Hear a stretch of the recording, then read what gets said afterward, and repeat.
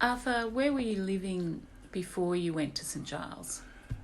Hogs Lane at Hagley. And was that a farm? Yeah. And what sort of farm was it? An old-fashioned mixed farm. With 40 to 50 dairy cows, Yep. 2 sheep studs, growing peas for canning as it was them days, the same ones that they freeze now. Yep. So how old were you when you became unwell with polio? I was 6. And what do you remember about getting sick? Well, we were devout Methodists, apart from some of the sillier rules of the churches. Yeah. And it was a Sunday school anniversary, which was always held in the Hagley Farm School Assembly Hall. I was on stage with the choir.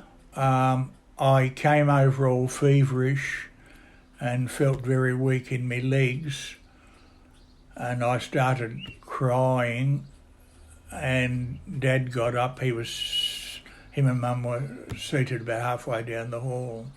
He walked towards the stage and I scrambled.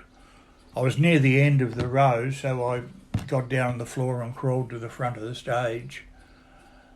And he picked me up, and I think they waited until the end of the concert. Polite. Yeah. And took me home and called the doctor, and within hours I was in at the LGH.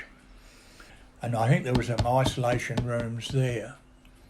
And then I, after a certain period of time, being only 6, I can't remember exactly, after that I was transferred over to ID, which is on the corner of Howick and Mulgrove. And what did ID stand for? Infectious diseases. Yep.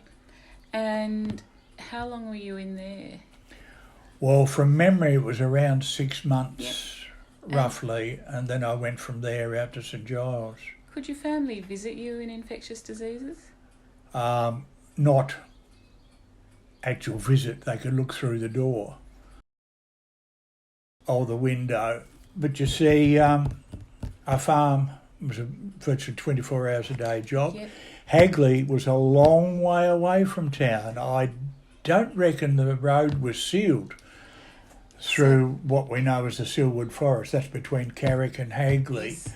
There was, as far as I recall, that was still a gravel section. So it was a major thing to go to town. Even when I was at St. Giles for nearly 2 years, I only saw them once a fortnight.